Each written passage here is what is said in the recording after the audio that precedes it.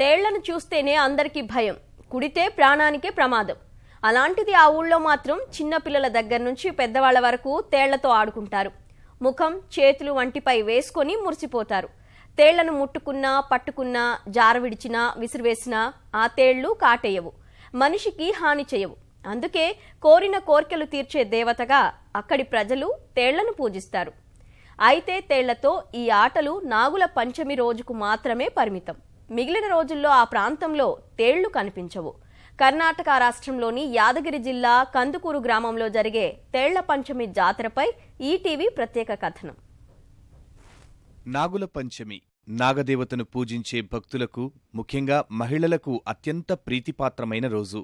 ఈ రోజు దేశమంతా నాగులను పూజిస్తే కర్ణాటక రాష్ట్రంలోని యాదగిరి జిల్లా కందుకూరు ప్రజలు మాత్రం నాగులతో పాటు తేళ్లను కూడా పూజిస్తారు. కందుకూరు శివారులో వెలసిన అతి పురాతన కొండ భవానీ ఆలయంలో అమ్మవారి విగ్రహంతో పాటు తేలు విగ్రహం కూడా ఉంటుంది.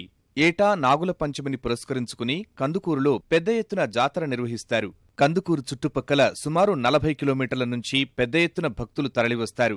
నాగుల పంచమి రోజు అమ్మవారిని దర్శిస్తే కోరిన కోర్కెలు తీరతాయని, ముఖ్యంగా మహిళలు పసుపు కుంకుమలతో కలకాలం జీవిస్తారని అక్కడి ప్రజల విశ్వాసం. తేలే ఒక దేవత, ఎందుకంటే నాగుల పంచమి నాడు తేలు కర్రవది కదా, ఎవరికి కర్రవది. మళ్ళా మర్తి రోజు వస్తే తేలు కనిపేది. అదే అమ్మవారి సత్యం అనుకొని ఇక్కడ ప్రతి ఒక్క భక్తులు ఇక్కడ పూజిస్తారు. ఆడపిల్లలు ఇది పంచమి రోజు ఏనికొస్తారంటే అమ్మవారికి పాలు పోసి ఓళ్ళ పసుపు కుంకుమ అనేది ముత్తైదే తాళిబొట్టు స్థిరంగా ఉండాలని కేసి కోరుకుంటారు. ఇక్కడ ఇది పురాతన కాలం నుండి నడుచుకొచ్చిన విధానంగా ఇది. నాగుల పంచమి రోజున కొండపైన పెద్ద ఎత్తున తేళ్లు కనిపిస్తాయి.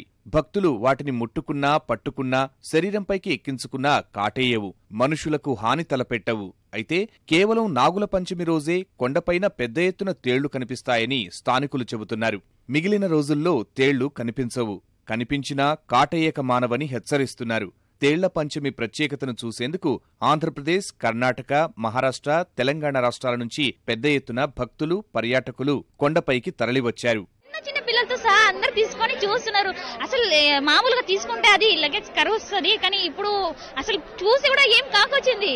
ఇక్కడ తేళ్లని పట్టుకోవడానికి ఫస్ట్ భయం అనేది ఉంటది.